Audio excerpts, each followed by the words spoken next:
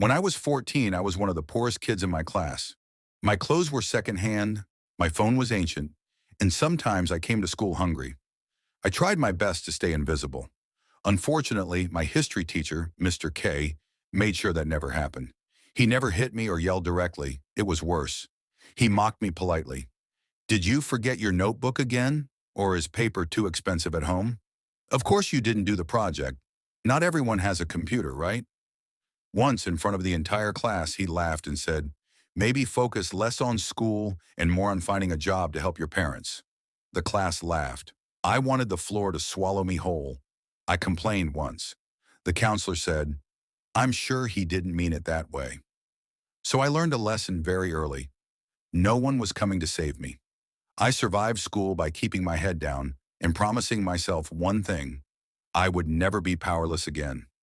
Fast forward 12 years. I worked my way through college, took night shifts, lived in tiny apartments, and slowly built a career in finance. Eventually, I became part of a team that handled audits and funding reviews for educational institutions.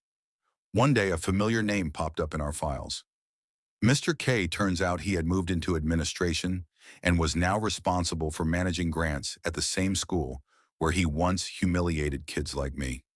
And here's the thing, I wasn't looking for revenge, but I recognized patterns: sloppy paperwork, missing receipts, funds allocated for student resources that never reached students. So I did my job, carefully, by the book.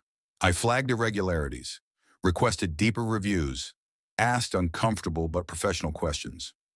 Within months, an official investigation started. I attended one meeting, as a representative, not as that poor kid. He walked in, confident, until he saw my name on the table.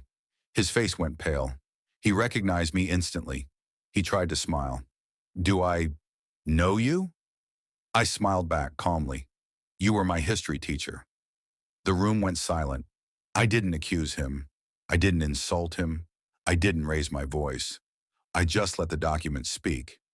He was removed from his position shortly after. Not publicly disgraced, but quietly dismissed.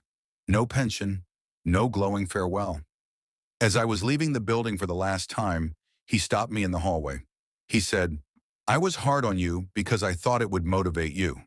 I looked at him and replied, no, you were cruel because you thought I didn't matter. Then I walked away. I don't feel proud.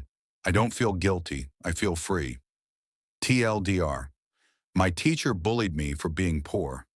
Years later, I uncovered financial misconduct at his school, and karma handled the rest.